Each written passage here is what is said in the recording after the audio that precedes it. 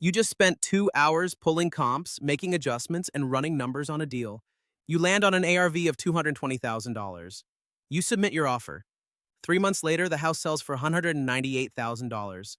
You just lost $22,000 before you even started the rehab. So what went wrong? You treated ARV like a single number. But here's the truth. ARV is not a target you pick. It's a range your comps support, and the difference between confident investors and broke ones is knowing which end of that range to bet on. Let me show you exactly how to determine ARV the right way. You've adjusted your comps, now lay out those final numbers. Let's say you've got 5 solid comps that adjust to 155,000, 158,000, 162,000, 165,000, and 170,000. Your range is 155K to 170K. That's a 15,000 spread. The median sits at 162,000. That's your starting point. But here's where most investors screw up. They see 170,000 and think, that's what I'm selling for. They run wrong. The market doesn't owe you the best case scenario. Instead, run 3 scenarios. Conservative ARV uses the lower end of your range. That's $155,000. This is the number you underwrite against. If the deal works at 155K, you have a deal. If it doesn't, you walk. Moderate ARV uses the median. That's $162,000. This is your expected outcome, what you'll probably hit if the rehab goes smooth and the market stays stable.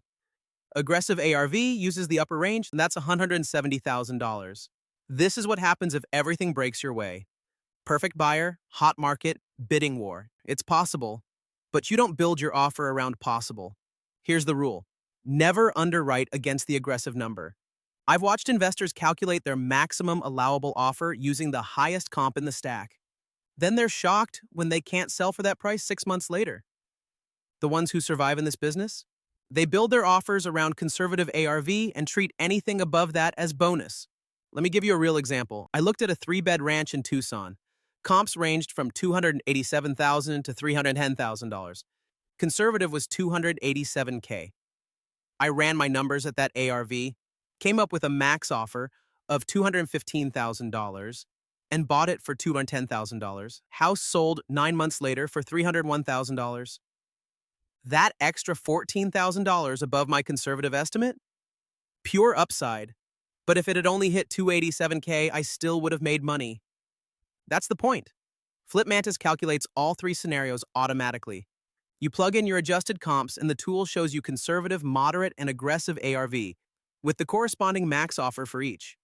Your offer gets built around conservative. Your pitch to a lender can reference moderate. And aggressive stays in your back pocket as the upside case if someone asks about best case returns. One more thing, document everything. When you sell that property 6 months or a year from now, compare your original ARV estimate to the actual sale price. That feedback loop is how you get better. If you're consistently off by $10,000, you're making the same adjustment mistake on every deal. Fix it. Coming up next, we're going to cover the most common ARV mistakes that kill deals. The subtle errors that cost you thousands without you even realizing it. See you there.